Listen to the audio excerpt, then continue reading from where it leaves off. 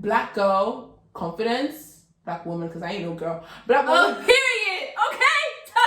So for me, obviously I am a black woman. Hello. The braids. Hello. Reaction is very different. And the fact that I am a black person and I can see that shows how deep it is. Right. I came here like mid-September and it was just like la la land. Yeah. I was like, I made it free at last. Like, oh, I prefer the American chains, the oppression, it's behind me. Oh, I feel lighter. And it was so great. It was warm. I was learning French. It was great. Trying all these things. Sitting by the Seine. It was great. And then that video came out. And it was a shock. I remember just being like, damn it! Like, oh, racism was a thing. Cops be beating up black folks for no good reason. Yeah. And I remember that just really just like broke like the rose-colored glasses completely for me, and just being like, oh, like this is not. I can't escape it.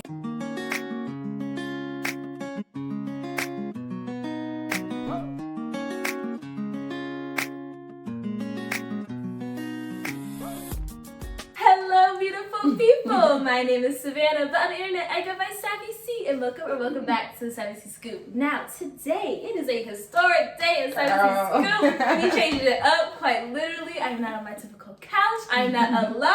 Okay, I'm not talking to you guys on the camera. I'm with another human being, and it's great. So it's a great day, and it's so perfect that you're here today. Like, it's so like full circle that you're here because we met through YouTube. Yeah, I was watching her videos. Yes, and you like, and here we are in person. It's that easy. So step one, prepare. Step two, make a YouTube channel. Step three, get some friends. Okay, that easy. So I am joined by my lovely friend, fellow AUP magic student, Mo. So just like introduce yourself, talk to some people. All right, where do I start? Yeah, so she said I'm at AUP as well, studying magic. My name is Mo. I'm Nigerian, but lived in the UK for about 6 years, and now I'm in Paris. So what else does that say? I mean, that's me. So the basic, the obviously you guys saw the title already of this video, but today we're gonna talk about something that really like deja vu. Last time we were here, we having brunch, and we just naturally brought up just being black in Paris, me being black American, her being black Nigerian, but living in the UK, having that experience coming here, and just how it's been different and like better, worse, and just all the nuances that come with that. And I was like, girl, we gotta make a video, like we gotta record this, do something. Let the people know. Let the people exactly put you guys on. So just stick around and let's get into this. So while we do this as well, we gotta spread. We're very French today. Very French. We're very like we're channeling the French energy right now, babe. So you guys gonna see us eat along, okay, Sante, as we get these drinks going. We got a little mimosa. So what we got here? We got just some rosé, some rosé, wine, Cabernet. So some we juice, got a little juice. Spice it you up again. too. Make some drinks. Thank you. We got pain au chocolat. Got a baguette here. I'll show you guys. Okay, we are Frenching it up today. This is low because I've been drinking quite a bit. Girl, that's the French way. Okay? That's okay. That's the lifestyle here. And two, your weekends start on Thursdays, right? Because that's your last day. So I've got her weekends today. Starts today. Yeah. The way of life. 3-day weekends, permanent 3-day weekends is the I am looking forward to that. Okay. Because they're talking about it, online, with Spain right now. So I'm like, France, better hurry up. Right. Oh yeah, I did see that with the government, whatever. Yes, and like the change of the word. Yeah. Yes. Okay. So yeah, this video won't have that much like of a structure. It's really just like a eat and chill, if you will, almost, and just like a chit chat about our experiences here thus far. I've been here 6 months, and you've been here 3? 3 in like a couple of days. Yeah. Wow. Yeah, it goes so quick. And it feels like 6 months, but like 6 weeks. Yeah, I'm French now. No, okay. We're well versed in the culture. So yes. Do you want to get like paper towels or something? Or do you want us to eat on this? What to do? This we can eat. Okay, perfect. That's what. Yes, Santé. Cheers. Cheers to you at home. Cheers. All right. Okay. So let's just start with. There's a lot to say. I know. We're such a complex topic. We'll be soon get into it. So when you were thinking about coming to Paris, and did you do some research? Did you have like preconceived notions? Like, what were just your overall like impression vibe coming in to Paris, and then what was it like when you actually got here? Yeah, I think, you know, with me, so I'd been to Paris in 2015 for about like a weekend. So I guess like I was aware of like, okay, like this is how it is, you know, but obviously living in Paris is so different from like visiting, like being a tourist. So yeah, I definitely did do a bit of research. And where do we all research? On YouTube. Okay. So yeah. I watch your videos too, yeah. That's how I stumbled on your page, and you know, just trying to see, you know, like if there was actually like an audience of Black people in Paris, and you know, just not even just in Paris, like people who had moved from their countries to a country in Europe, because I think like so I was in London, but it's very, I feel like the rest of Europe is very different, hence Brexit.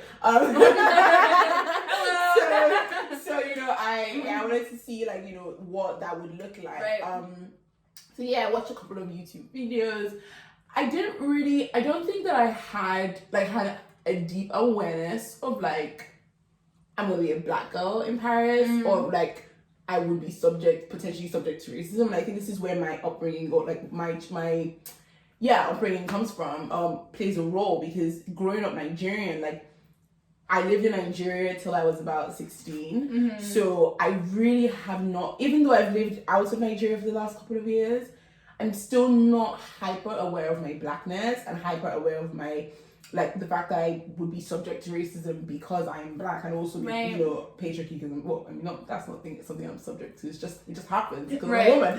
But like, I think I'm more aware of that. But even then, I'm not as aware of it. Like, it's not really a thing, because again, like growing up around Black people. Yeah, they used to talk about that. Yeah, when you're like, it's like you don't. Everybody's Black, you know. You don't know literally. that anybody could be. You know, if anybody's acting some type of way to you, you just think they're crazy. Like you just think that they're like, you know, they have an attitude, or like you think it's a personality problem, but you don't actually deep that actually maybe they might be doing that solely because of your skin color. So I think because of that foundation, moving to firstly the UK, I wasn't really like scared of that, even though I definitely did have some experiences in the UK, but they were more like institutional and less like, you know, passive aggression or anything like more direct. Yeah. But then coming to Paris, I also have a French friend, so you know I had a really good experience with him. So I think like I was in La La Land. I mean, also Emily in Paris had just dropped. Like, I mean, but she's not Black. I'm aware of that. There's one Black person in that show. But I guess like I was just in the La La Land of, oh my God, Paris. You know, this is like a life experience. You know. So I would say I wasn't hyper aware, and and when I did see videos on YouTube that spoke about racism, I was always like, oh my God, that's a thing. You know, like, and not that I don't know racism exists, but like, that's a thing that can happen to me. You know, so when I would watch the videos, I'm like, girl, you gotta be aware that you're a woman, that you're Black, but I wasn't aware to start off with. So it's just interesting, you know, what growing up around Black people does for you, especially also in the UK. Like, I live with my family, you know, like everyone around me. Like, I do have like non-Black friends like across the world, but like they're not the people I live with, you know, so I'm still not exactly. And also like if they were racist to start with, I would not be friends with you, so like, you know. So yeah, I guess that's just where where I was coming from moving to Paris, and yeah, it's been interesting to then see how that's progressed over time. Absolutely. Wow. I get that is like being aware of it and knowing it, but not like really processing it and being like, oh, like once I step off the plane, once I get to my apartment, like it's gonna be on. That's really interesting. Funny enough, when I got off the Eurostar, the first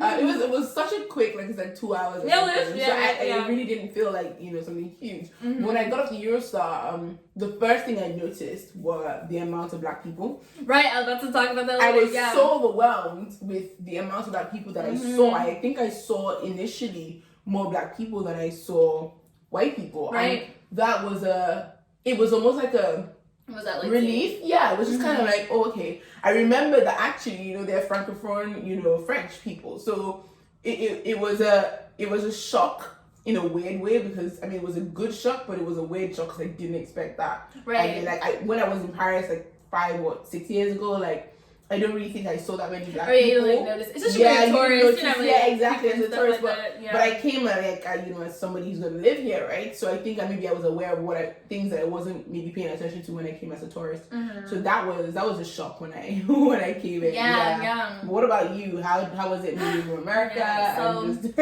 I'm from the ghetto. The ghetto. The ghetto. Girl, I don't know. But so I came here, as you guys know, maybe you know, I missed the first time you see me. Hello, welcome if you are.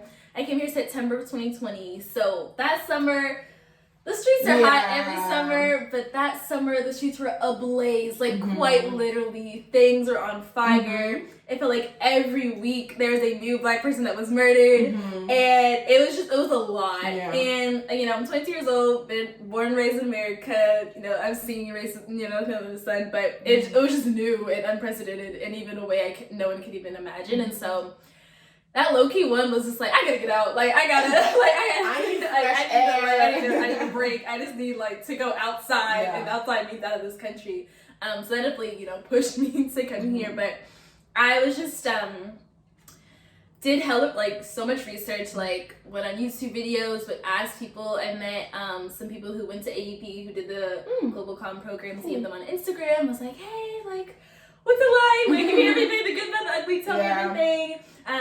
And to my great surprise, what I was learning and like from those videos, from people I talked to, was like, it's weird because one, France doesn't count race, so like they're a colorblind state, which that's we'll get into that later too. So it's like this whole like, you're not, you know, we're all French, vive la France, right? Or like, you know, whatever, like, you know, hypothetically, right? So it's like this idea of like, when it comes to work, like they don't have a census here like they do in the States. They don't, if you're applying to a job or like filling out work paperwork, they won't have, a race won't be on the question, things like that. And so with that mindset and mentality, and they do that apparently because of World War II. Because, you know, back when Hitler was counting people back in the day, it does so well. So that's apparently where that comes from, I heard somewhere. So, which, you know, is understandable. But, you know, again, we're not in an ideal world. That would be great. Everyone would be colorblind. We just see each other as human beings. That's not the case. I mean, we'll get into that. Which, we'll get into that later. So, I bring that up to say, with this whole colorblind aspect, I feel like rather than race, it's nationalities that's focused on and what gives leverage. So for me, obviously I am a black woman. Hello. But I'm a black American woman, and like they see that first almost. I can tell right away. Like I remember vividly, I went to this falafel place in the 5th, like right on the corner from Shakespeare and Co. And I walk in, and like I'm speaking French, like I'm feeling good, had a great day. It was like a great weather day. And they like at this restaurant, they like give you like tea as you're waiting. Yeah. So I take my little tea, and I take my mask off for a second, and his eyes just like lit up, and I was like, I was just like, okay, hey. And then like we were like so talking, he asked me like what I wanted, blah blah blah, and then he was like, he's like, oh, are you from, and I always get this, he's like, are you from London or New York? Like, you know, where from? And I was like, wait, what? Or I don't know if he either said London, New York, or I am American. It was one of the two. And he switched to English. And I was just like, yeah, like, how'd you know? And he was like, my accent and your face. What about my face? And I said, my face? What? Huh?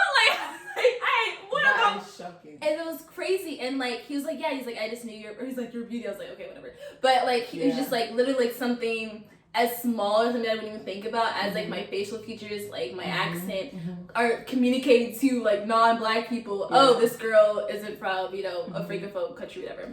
So that's been really interesting, and at times like uncomfortable of having like a weird position of like here in France, I'm like, I feel far more valued and seen and just like viewed as an equal for being American, but then back in America, girl, bottom of the bottom. So it's just been really weird and just ironic of that just being like my existence. No, here. definitely, I definitely noticed that as well. I mean, firstly, I'm like not even Black American or Black British. I'm Nigerian, fully, right? Yeah. But I obviously lived in the UK for 6 years. So, but also, I mean, in Nigeria, I went to British school. So maybe, I mean, I don't know how my accent is to you guys, but but yeah. But I think there's definitely been an awareness of that with people that see me. I definitely. Like, I know they don't think I'm American, but they definitely don't see my Nigerian. I would say, they just see your British. Yeah. Okay. But it's interesting because I also, when you say je suis anglais, like, I don't say je suis Nigerian. I don't say that. Yeah. But it's because I'm trying to say I speak English, right? Sure. When you think about it, like, you don't say je parle anglais. Like, you just, you would say je, but I'm not English. I'm Nigerian. But we were colonized by Britain. So there's this, it's really weird to see that, that aspect of, like, the fact that they don't treat me, because I also know, I don't know how they treat Nigerians. Like, Nigerians that didn't have that, that experience with Britain, because like with living in Britain or whatever, because I definitely think there is a gap. I definitely have noticed that gap between, like, someone else who is equally Nigerian as I am, but they don't have that middle of, like, they lived in the UK for a while, so the way in which, for example, people at Sephora, or, we talk about that, or like security guards, like, like their body language towards them, it's a bit different. And so there's definitely, I would call it a weird, and correct me if this is not a good terminology, but a weird, like, Black privilege, like, absolutely, that you could never expect, because it's like how, and it's like I also noticed that between me as a Nigerian, but a somewhat British Nigerian, compared to, like, a Francophone French person, and how, people in the metro, like, just act towards me, there's no weirdness, there's nothing, it's just like neutral. I'm sure maybe there may be underlying things, because I am still Black, but compared to someone who they notice to be from, like, Martinique or whatever, like, it's like the reaction is very different, and the fact that I am a Black person and I can see that shows how deep it is. It's really deep. It's so intricate, and it's something as small as that. And I'm really glad you brought that up. Like, there's, like, this weird privilege hierarchy, if you will, of how you, like, present yourself, your accent, and the nationality whenever they ask you. And then in those 2-3 questions, they'll, like, position you in your mind, or, like, they'll just, like, visually see you and, like, make those assumptions. France is a very elitist country, right? So that plays a role in how they see things, and even and I don't know if you've experienced this, but what has been weird for me is that kind of then pitches Black people against Black people. Oh, absolutely. And it's super interesting, because when I go to Chateau Rouge and just want to shop and get my Black stuff, you gotta go there. That's the spot. I'll put her stories in when she went.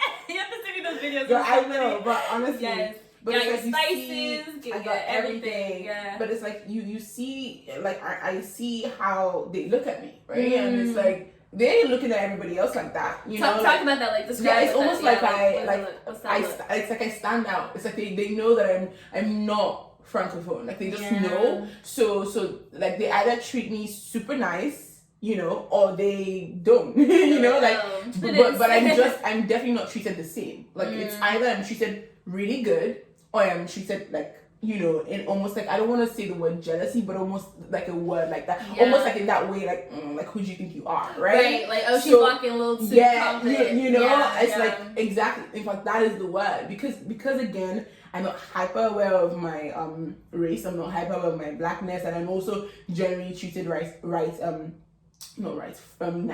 in France. But it's just, like, the bare minimum too. Like, exactly. have to be I'm not saying they be giving me handouts, none of that. But, like, I feel like someone else who isn't treated that way, who is also Black, right? Sees me and she's like, well, who does she think she is, right? And again, it's not, I guess maybe we could say that these are assumptions, but it's, I guess, our experience as well. And this is definitely something that I've been like, that's really interesting. So when it even comes to, like, security guards, right? Who I've noticed a lot of them are Black, right? And then you or go, Arab. yeah, and then you go, you know, to Monoprix or wherever, and you're buying something, and like you said, like it's, you know, sometimes, you know, they be like, who do you think you are? Yeah, you know, and I'm like, yeah. well, I don't know. Right, it's like, well, I'm trying to see it. Like, yeah.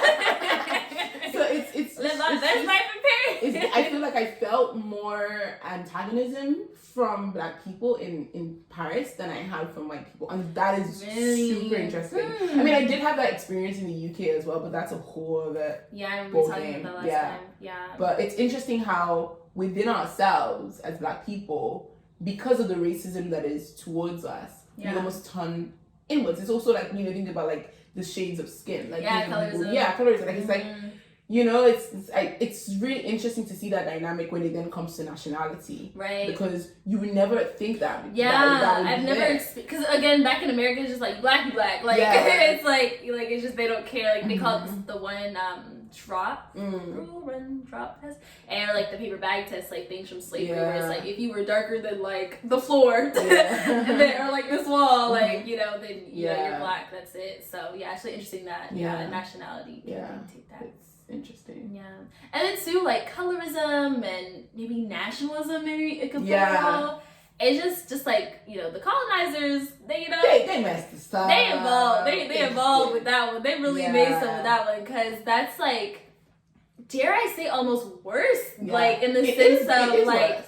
It really just causes division within us and makes us look at each other crazy. Like, girl, no, it's not me, it's them. Like, don't focus on that problem. Like, it's the way. It's like the, you know, I studied politics, economics, and philosophy. So my head is a bit mad with this, but it's like it's the divide and conquer thing, right? No, so exactly. That is exactly their point. And like us fragmented, separate, we can never be united. Thus, they can keep running through. And this is where what I found interesting with regards to the collecting data on race and, you know, ethnicity within France, you know, while they may say that it's to protect people, I find that really, because, you know, so I recently did a project where this is the data queen right here. I did a project where we were looking at all the Black, you know, stores and Black salons in Paris, right? Okay. So we're trying to situate them in each arrondissement, and it was interesting because we wanted to do another layer and see, okay, the percentage of Black people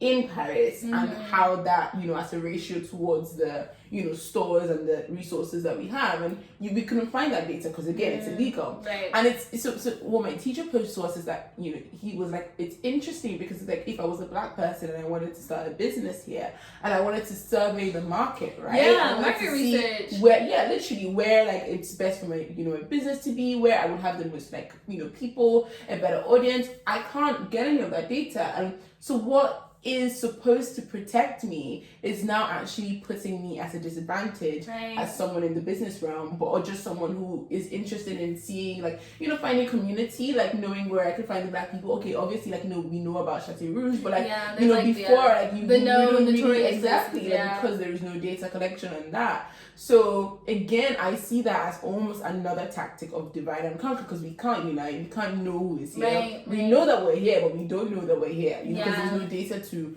you know, show that. And because data is so important in this age and has always been important, but it's significantly more important now, it's like you are taking away a resource that could be a powerful tool for us, Black people.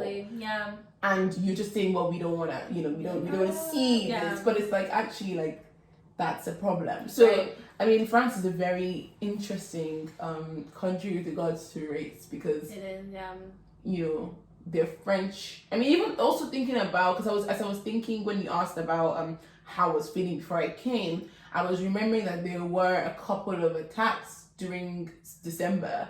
And obviously, I was set to come in January. So there's something in October as well. Yeah, there was. I think it was it an artist or a football player? Yeah, it was. I think a producer. Something. He wasn't wearing his mask. Yeah. And the like 6 police officers beat him up into his house. Exactly. Yeah. So it's like I think that was an aha moment for me, because I.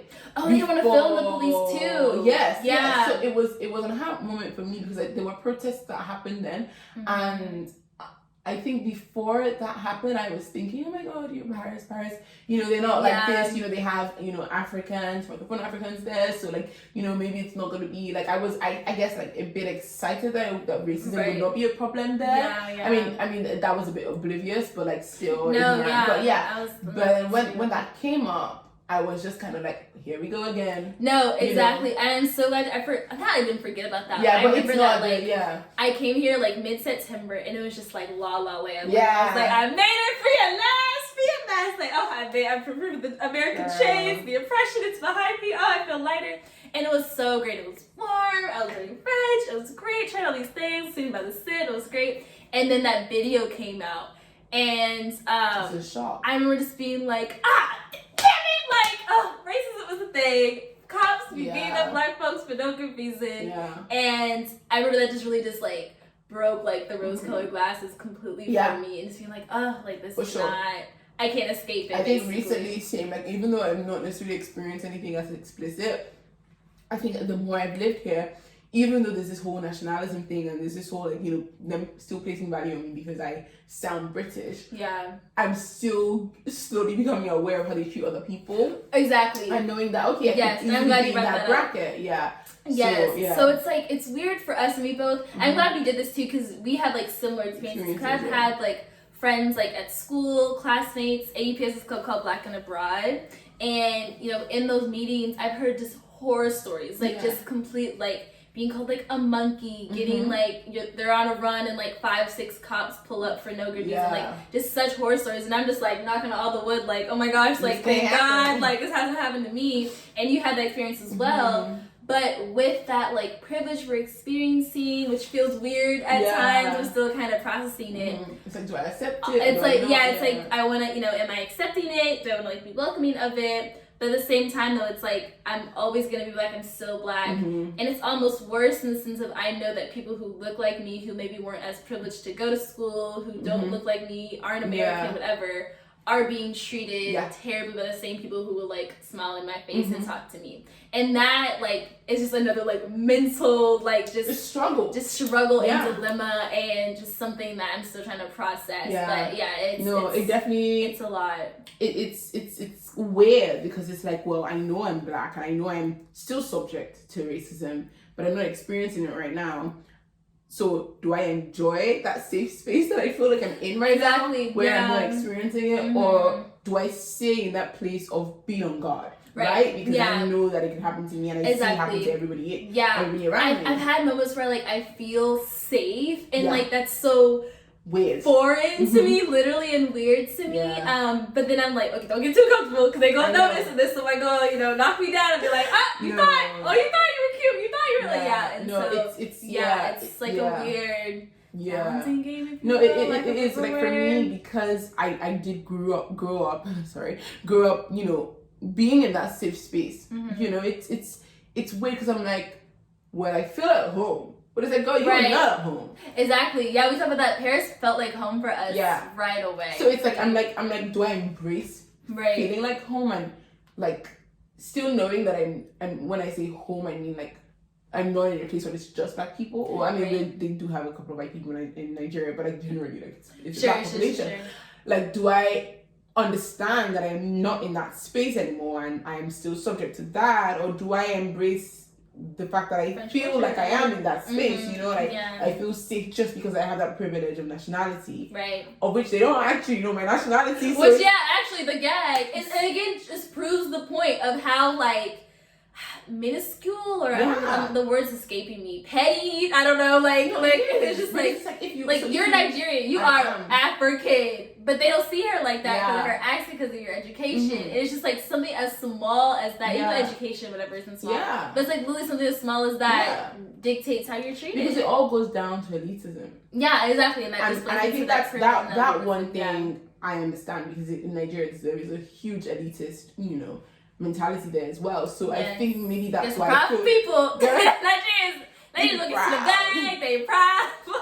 So I think love them, maybe we love ourselves, but I think it's maybe because of that. I think maybe that's why I feel at home, because I'm used to being treated in an elitist way. Interesting. So in Nigeria? Okay. Yeah, because again, it's obviously like the the same countries. way. Yeah, okay. The same way they recognize my, accent and like, I guess my education and my upbringing and that, privilege here is the same way they do recognize it in Nigeria. Because again, we do know that Nigeria is the poverty capital of the world and there's a huge inequality gap, right? So I guess maybe because I'm used to experiencing... And it's the most populated country in Africa, right? Yeah, it is. Okay. So it's like, maybe because I'm used to experiencing the benefits of elitism in Nigeria, maybe that's why I feel home here. Because comfortable I'm, is that again, point? experiencing those same benefits that I would experience in Nigeria, which again is it's privilege, and it's I would never be oblivious of the fact that is privilege. And actually too, now you bring that up, I'm kind of thinking of my own life in America and like fairly unscathed, like for like dark-skinned black girl grew up and going to public schools in America, fairly unscathed. But like in a weird way of like, oh, Smitty, you're not like them. Oh, you're the whitest black girl I know. You talk white. You're loyal. All this stuff. But yeah, I mean, still it like has pain, and I still have experienced things. But it is weird that like my education and just how I carry myself has weirdly shielded me from it, like physically experiencing it, but like mentally and like spiritually and just like I don't know, culturally has I'll never be exempt from that. Like I'll never just even if I can try, I can't even try. Like girl, I can't even try to act like I'm black. I no privilege is gonna take away. Exactly, no privilege can hide that. Distract you. And I love being black as well. Exactly, yeah. Oh, okay, winning team. Okay. But I love being a black woman. I can't, I really can't imagine a life outside of it. But I mean, nothing, no job, degree, house, address, living situation could erase that. Yeah. Interesting. I found out that with regards to, obviously there's a lot of bureaucracy in France. So in regards to your address, right, they pay attention to your postcode. No, I bet they do. They do. They ask like even like Decathlon. The other day it's like Dick's Sporting Goods, like Sporting Goods store here, that and Go Sport, the two big ones here. And they'll ask for that there, and I'm just like, no, it's interesting. And I'm like, girl, because I'm just passing to this again, we're still thinking Paris. Think about those who live in the banlieue, the suburbs. And we can talk about that. Yeah. Like into that. And there's a stereotype for the people that live there. Because when I've been on, I'm just gonna declare, when I've been on, dating apps, people ask me, where do you live? Do you live in Paris? Do you live, Yeah, are you in 75?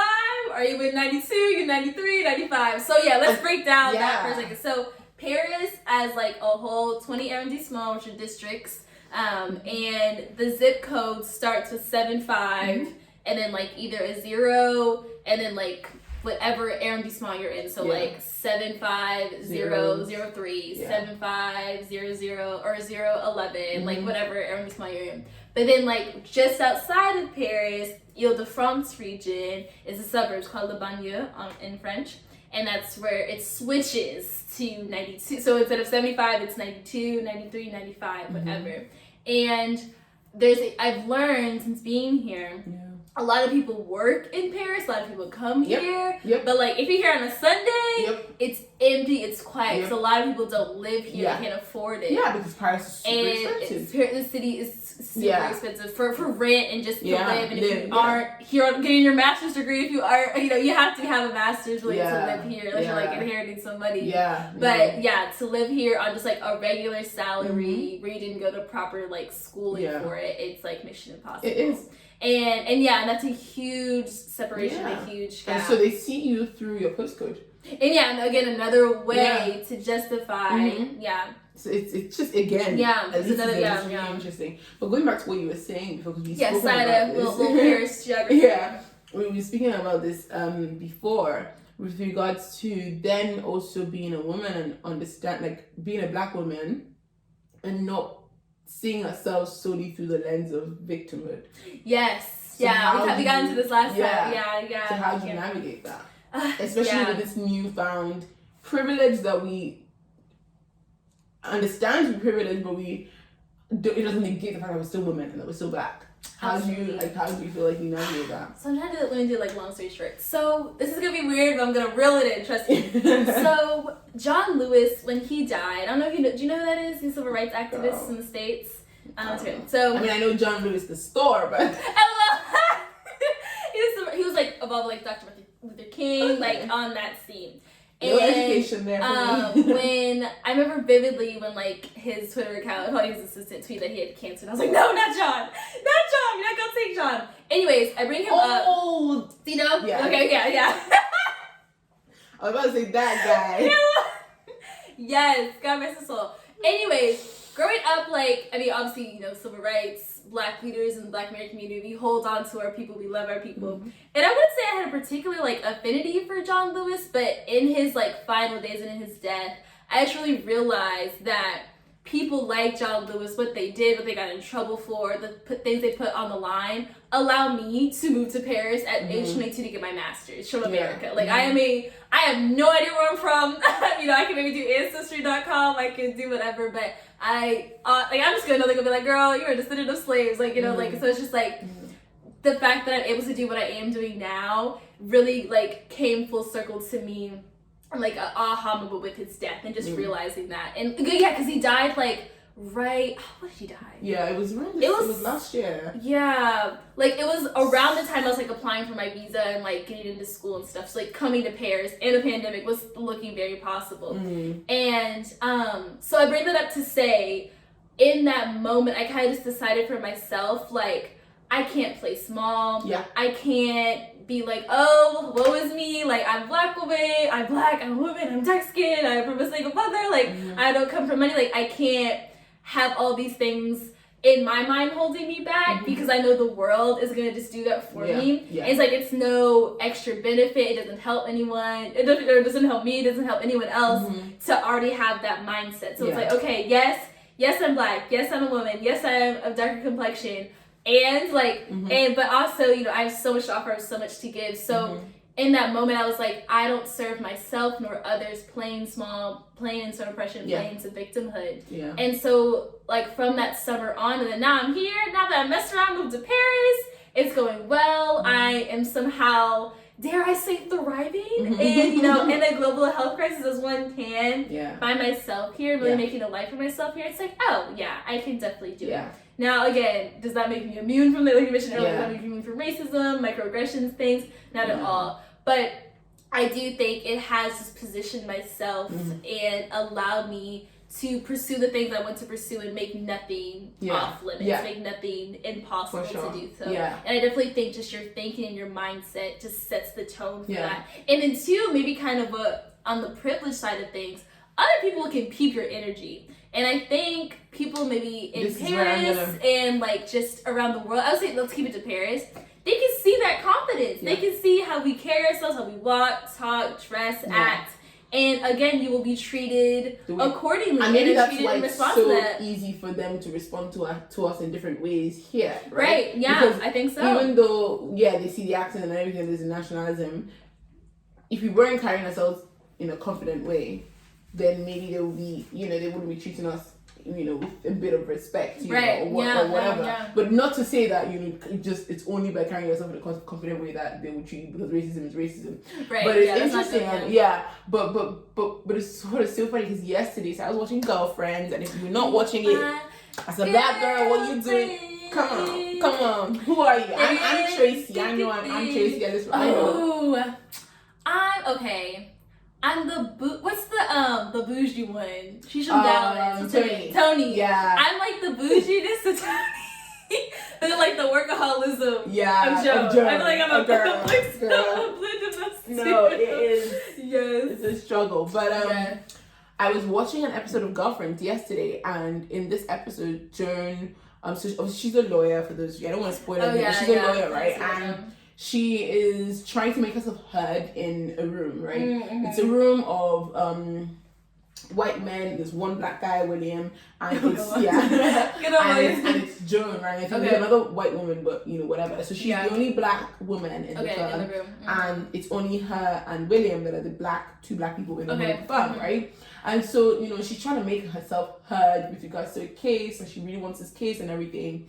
And it's interesting to, like, without going too much into what happened, but what essentially happened was that she wasn't heard and she was trying to fight for herself, and like at the end of the day it was just kind of like this whole thing of like, I'm a woman and I'm black, and so because of that you're not treating me with like respect, and that's why you're not listening to my voice. But then she then gets upset with William, and she's like, why aren't you supporting me in, you know, this space? And of course, like, first thing, you know, like, just because she's a woman, like, you know, like men, you know, when men are men, they do their things and they exclude women. Patriarchy. You know, so like even the conversations are talking about cars and everything, so that's, you know, directly exclusive.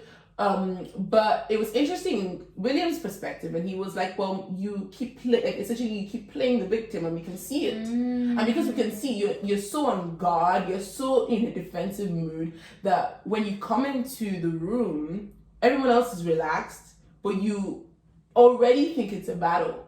So you fight. And it's not to say that it's not a battle, because it is, right? But it's the energy that you carry into a space. Like the energy of I'm a victim, so therefore I need to show myself that I'm worthy. Right.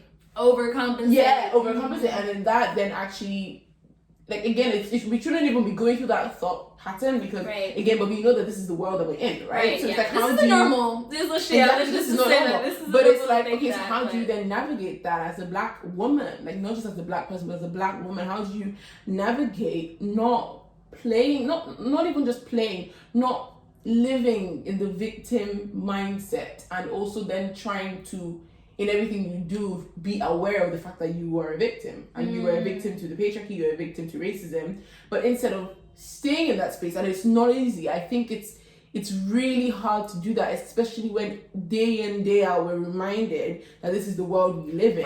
Right. So this is the news. So this is why we brings it right back. This is why things like therapy are important. It's like, you know, it's not to say that this is just something you should be born with, but like, these are the skills we now need to navigate this world that is inherently unfair towards us. Absolutely. Right? So for me, it's that confidence thing, right? It's like, black girl, confidence, black woman, because I ain't no girl. Black woman. Period. Okay.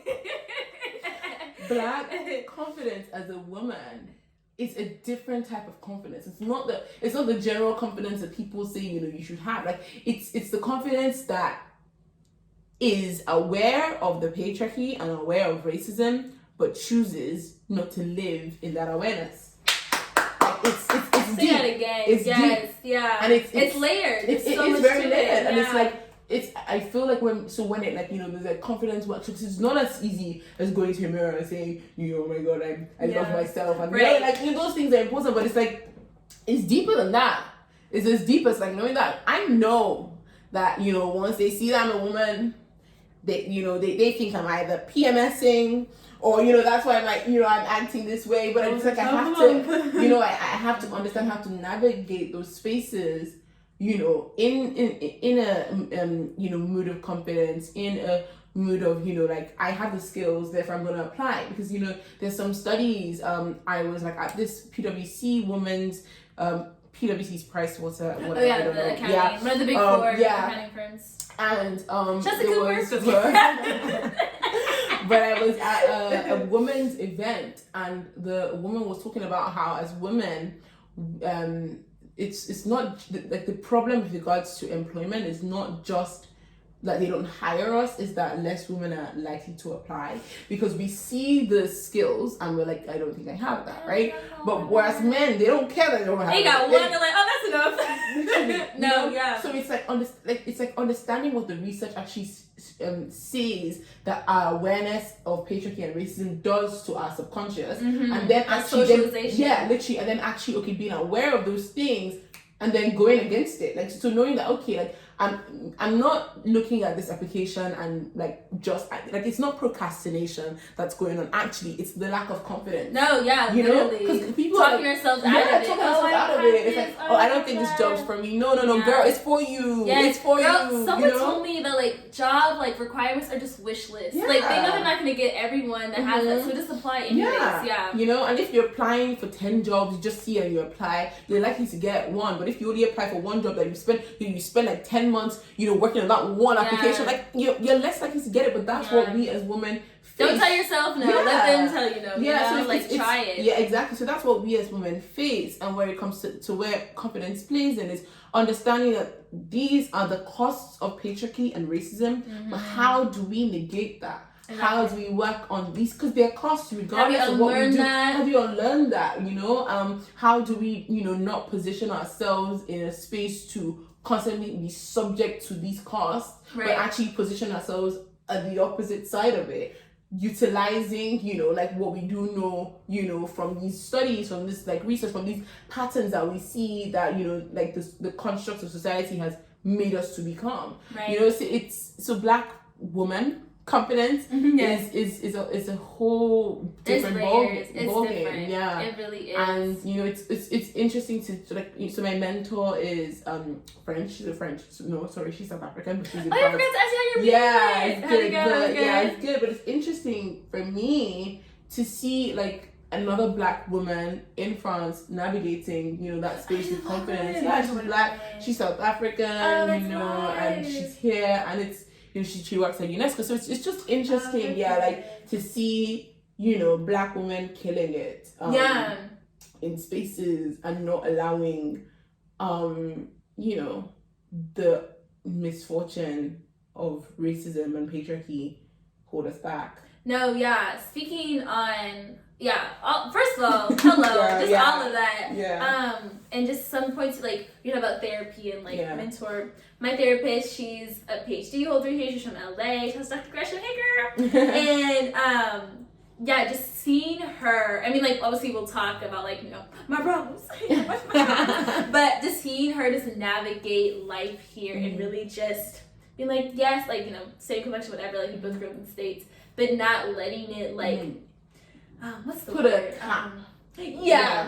Like hold her back, disable her, restrict her, and then two, also knowing that this world wasn't built for us in mind. Quite the opposite, literally. So how do you work with so this it's world? like, okay, that's so that's the game set up against you. The jig is up from jump, right? We were kind of making this analogy last time of like a race. Like you got the sins in front of you, then you gotta jump across the piranhas, and then you get to the starting line versus like your peers are already like ahead. They already had like a 30-second head start, you know what I mean? Like kind of like that. So it's like the question is like, will you still run the race? But it's like, will you still make the effort? Will you still run that race? Will you still stay in your lane? Slay in your lane, hey! Slay in your lane and still be like, okay, this is my this is the like race. No one is saying it's fair. The it's lane. Not fair. Oh yeah, it has been clearly demonstrated. And if you were still in denial, then you're just not gonna get it. But it's been clearly demonstrated time and time again how it's not fair. But it's like, okay,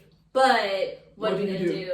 And how are you gonna just adjust to that and make that work? So for anyone, I guess, who's considering coming to AUP or moving to Paris or just moving anywhere, and I guess trying to navigate that space as a Black woman or just as a Black person, because I know there are men watching this. Hey guys. Yes, they're few and far between, but we see you, my brothers. But like just know that whatever, like if you want to move to like another country in Europe where the racism is more, whatever, but that's a dream of yours. Like, it's not to say that just because racism exists in a space, you can't dominate that space, like, don't be blinded by racism. Don't be stopped or limited by racism or patriarchy. Like the potential of it happening. Don't let that and even if it does happen, like, even if it does happen, yes, it sucks, but like we said, you gotta go to therapy. You gotta do those things to help you have that safe space. But don't let anyone else's treatment of you stop you from, achieving what you need to achieve, or like what is inside of you, of birthing that thing that you want to birth. So and to also know that just ultimately how someone treats you is how they like feel about themselves. And it's not a reflection of you. And like it's not a reflection on you. I mean, like how we just described how just something like education or just how you carry yourself, your accent can dictate how someone, like, that's not you. That's not, like, that's clearly on them. Like the fact that, I mean, you're like the ultimate like social experiment. I mean, she is so born and raised in Nigeria, and I go back, got a bit of an accent, and then so it's just, it's something as small as that. So just know that it's really not you. Is it unfair? Oh, absolutely. I feel like we keep saying that, but let's just reiterate that. It's unfair. Is it weird? Yes. Is it just so, what's the phrase? I don't even know. It's so hard to describe. Like, it's just, what's there's a word I'm looking for. I can't find it right now. It's somewhere. Girl, you gotta bring that out. What's like it? Case by case basis, but there's like a word for it. Case by case. Let's see. What's the word? This subject. I'll put it up here when I can think of it. It's gonna hit me like if I was like, ow!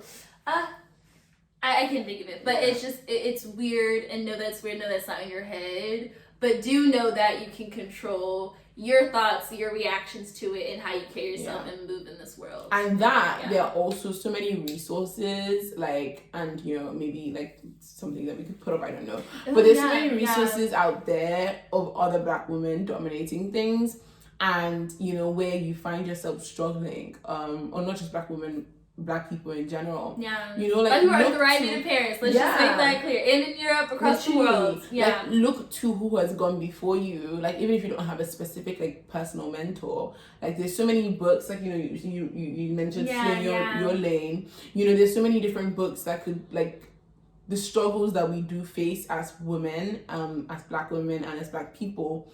There are people who have face those struggles and are still dominating the spaces that they are dominating in. And too, dare I say borderline, it was worse. Yeah, it's kind of always been worse, but it is getting better. Yeah, it doesn't feel like we are making progress. Pioneered for us. They paved the way, for us.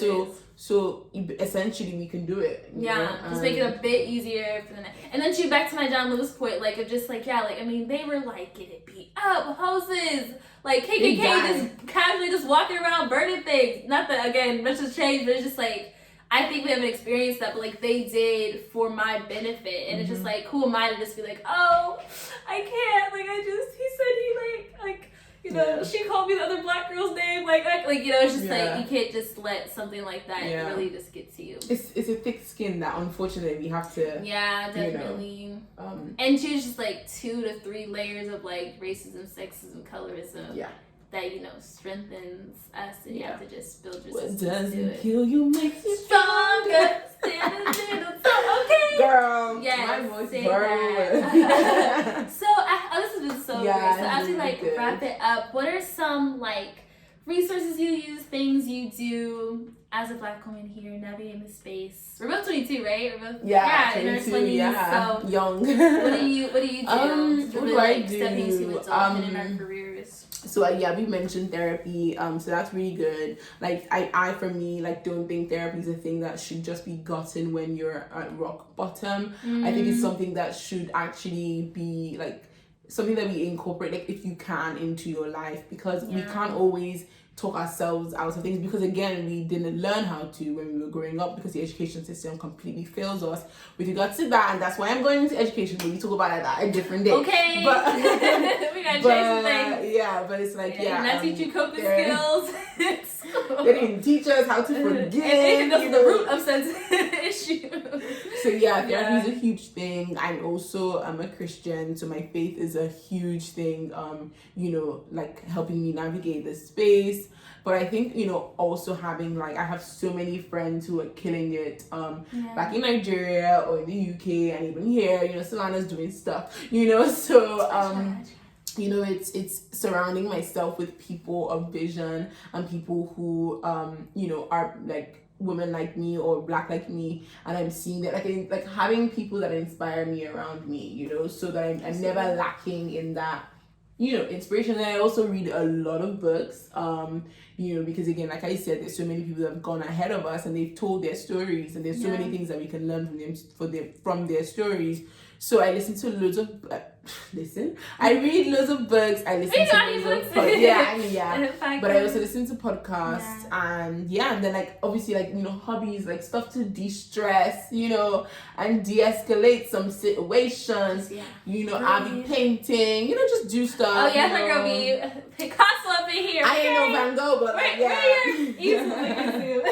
but painting, and like you and I speak about tennis. Yes. So yeah, that's something we want to get into, and yeah, like I just try and keep myself doing things that essentially elevate my soul, and just like I pour into myself, in different ways. Like I don't have one way that I pour into myself. I try and pour into myself in many different ways, so that I'm not like allowing external things dictate how I feel, but I'm taking control of how I feel by pouring into myself intentionally. So yeah, I guess that's how I navigate my space, in Paris, in the middle of a lockdown, like in the middle of a pandemic, yeah, as a Black woman, navigating that. So that's absolutely me. Yeah. Oh yeah, I really again second all of that. One big thing, just to again double down on this, like therapy should not just be like sometimes it is like your last resort in the sense of like you hit rock bottom, you don't know where else to turn to, but I say definitely just make it a regular thing as much as possible. Especially here, like for AUP, we have insurance. And like therapy can be covered in that. You have like 18 sessions per semester, which is like there's not even that many. Yeah, like I think there's more sessions than weeks in the semester. So it's like you can go at least once a week. I say at least that if you can. And there's a lot of like Talkspace. There's like the Calm app, Headspace app. So just like have that, not just be like, oh, when I'm like crying and like on the edge, then I'll call someone. It's like, no, just make it a weekly thing. So you can just develop skills, identify triggers, identify just ways you can combat, something happens at work, something at school, something happens with a relationship, you're just walking down the street and something happens, like, and you can just handle that on your own, or just have help to get through that. Books. Like, kind of everything you say. I love, as you guys know, or maybe if you're new, I love my books. I'm really convinced that, as a fellow Christian, I'm really convinced that God speaks to me through books. Either, stumble upon one, or it's recommended to me, and it's so weird. Like, it just happens every book I read. It's either like, page, 63 or like 123 or whatever, and it's like a paragraph or a quote or something just speaks exactly to my situation in that moment. It just gives me like such affirmation, or like an answer to a question I've been wanting. So that helps me a lot. Staying active. I love my tennis. I do my yoga at home.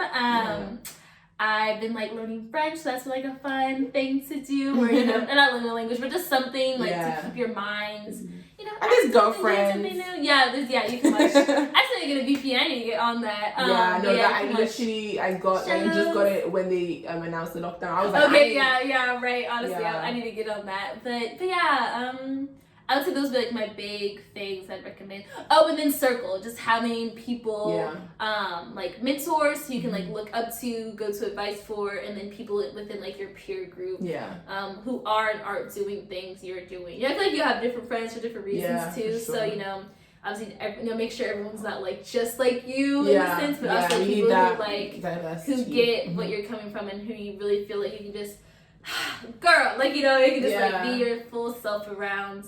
And not feel like put on a front, because again, the Black woman in this world, we gotta, you gotta put on the face, you know what I'm saying? But like people can really just relax with, hang out with, drink with, and, brunch with, and just be yourself. So I think that's really key to just keeping your sanity and like putting everything into perspective. For sure. Like also just know, like with regards to Paris, and if you want to move here, like there are Black women and Black people thriving in this space. I'm like about to say, and like enjoying like Paris, like at least for like I think both of us like would agree, like this is it's been a really good experience. I've really loved it. So and I don't want to speak for you, but I think like we're experiencing almost like the best of. Okay, yes, we're in the middle of the pandemic. Right, we said it's like it's crazy. Like I think you're in the middle of the pandemic. I'm still loving it. I'm imagine what's gonna be like. Of what Paris could offer me with everything going on. So like if you're thinking of coming to AUP or coming to Paris, like potentially like in the next couple of months, the next like year, or whenever you watch this video, like Paris does have a lot to offer you. It's all about perspective, really. So absolutely. And how you come here and all those things. So I think there's definitely a space for a Black woman or a Black person to be killing it in Paris. Absolutely. And I think something that caught me off guard on that point was just how culturally diverse, how many Black people and how many different types of Black people are in Paris alone, let alone, you know, Europe. And what that teaches you as well. Yeah, like, different Black experiences. Exactly, yeah, and it like really broadens your eyes. And she just affirms that, you know, the Black experience is not monolithic, that we're not all just the same, not at all. So yeah, there's, I think movies and TV shows do a terrible job. We mentioned Emily in Paris earlier, but they just show like the 7th, the 8th, and maybe like Montmartre, maybe they'll, you know, go up north, but there's so much more to this. There's like 20 arrondissements, like I said, there's 20 districts. There's so many like people of all, you know, colors, creeds, nationalities, backgrounds, so many languages spoken here. So you can really just explore yourself here, find a home here, make a life for yourself here, and not, you know, struggle doing so. Don't have hopefully because we both want to live here, so hopefully we could do another video we could do, you know, years from now and say this is how it's can I be a year later post-COVID, but hopefully so let me guys know, thank you so much for thank you. This has been lovely. Great. You know, I think it's so easy talking to you. And that's the thing too, like really we first met because like she DM'd me and we like went thrift shopping. Girl, right away I was like, oh, I love her, like yes, like this is like, so it's just just really be yourself. But I was gonna say something. Oh, if you guys want like any more videos on this, maybe, or like maybe we do like maybe like a 6-month check-in or something. Definitely, I think there'll be. I think there's a lot that's gonna happen. I feel like for us this summer, so maybe. So we can career-wise as well. Absolutely. So we can take a little follow-up on that. See if, you know, this still stands. Hopefully it does. Rebecca's like, don't do it. It's a lie. It's all scam. Hopefully that's not. Hopefully not, Alright guys, well thank you so much for watching. I'll be sure to put Mo's information so you guys can follow her, check out her dope stuff in the description box below, so check out for that. As always, I'm sending my love so wherever you are in the world where you're watching this, be sure to like, comment, and subscribe for more. We want to hear your thoughts. We want to keep the conversation going, so tell us about your experiences and all of that, okay? And I'll see you guys in the next one. Bye!